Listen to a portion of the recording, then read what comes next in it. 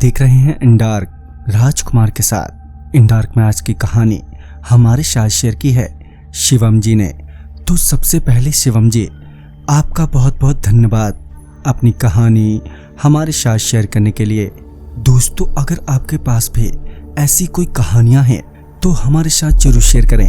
हमारे Instagram ID पर, Instagram ID है network_33, जिसका लिंक नीचे डिस्क्रिप्शन बॉक्स में दिया गया है। ऐसी ही और वीडियोस के लिए देखें network33। तो चलिए बढ़ते हैं आज की कहानी की ओर। शिवम जी बताते हैं कि ये घटना सन 2019 की है, जब मैं और मेरे जीजाजी लुधियाना से उन्नाव यूपी जा रहे थे अपने नानी के घर, जिसके लिए हम समय रहते ही लुधियाना रेलवे स्टेशन पहुंचे, जहां हमारी ट्रेन पहले से ही खड़ी थी।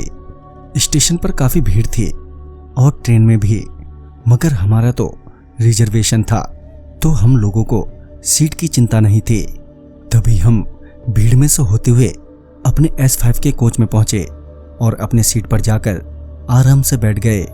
चूंकि अभी भी काफी वक्त था ट्रेन के खुलने में, तो जीजाजी ने कहा, यार रास्ते भर के लिए कुछ खाने पीने का सामान ले लो, सफर अच्छे से कट जाना चाहिए। फिर मैं ट्रेन से उतरा और खाना पीने का सामान लेकर थोड़ी ही देर में वापस ट्रेन में आ गया। फिर कुछ देर बाद ट्रेन खुली। हम दोनों खाना पीना खाकर आराम से लेट गए। रात के तकरीबन 1:30 बजे ट्रेन ने रफ्तार पकड़ी। उसके बाद जब वापस ट्रेन की रफ्तार कम हुई तो मुझे लगा कोई स्टेशन आने वाला है। ये सोचकर मैं ट्रेन के गेट पर चला गया और फिर जब ट्रेन के गेट से बाहर की ओर झांका तो पाया कि एक स्टेशन आ रहा है। ट्रेन जब स्टेशन में एंटर हुई तो पता चला कि वो रुड़की जंक्शन है, मगर ट्रेन अभी भी रुकी नहीं थी कि तभी मुझे एक औरत ट्रेन की ओर भागती हुई नजर आई। और वो औरत भागते हुए ट्रेन के करीब आई ही थी कि उसका पांव फिसल गया और वो ट्रेन के बोगी के नीचे आ गई। ये देखकर मेरी आंख फटी की फटी रह गई। मैं ये बात अपने जीजाजी को बताने के लिए जैसे ही पीछे मुड़ा तो मैंने उसी औरत को अपने पीछे खड़ा पाया। उसका चेहरा लहूलुहान था। उस औरत को अपने पीछे देखकर मैं सनसा रह गया। डर के मारे मेरी आवाज ही एकदम से बैठ गई। तभी डर की वजह से मैंने एक पल को अपनी आंखें बंद कर ली और जब मैंने अपनी आंखें खोली तो मेरे सामने कोई भी नहीं था। मैं अपनी सीट पर आया और ये सोचने लगा कि क्या मैंने सच में वो सब देखा है या मेरा वहम है। हालांकि मैं अभी भी घबराया हुआ था, मगर मैंने इस बारे में अपने जीजाजी से कुछ नहीं कहा, ये सोचकर कि वो मेरा मजाक उड़ाएंगे।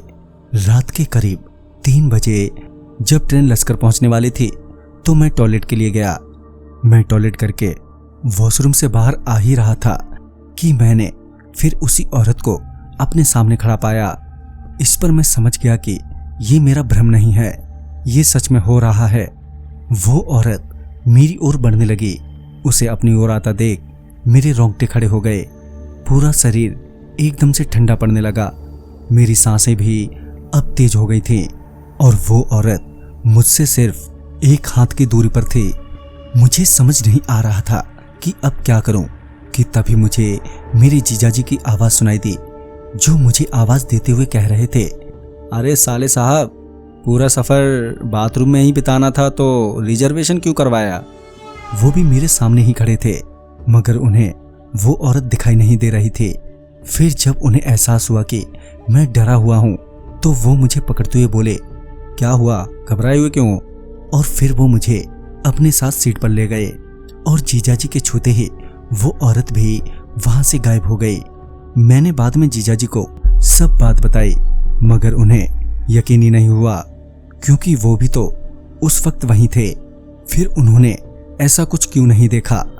भले ही मेरे जीजाजी इस बात पर विश्वास करें या ना करें, मगर जो मैंने देखा वो बिल्कुल रियल था। वो कहते हैं ना, जिस पर बीतती है सिर्फ वो ही जानता है।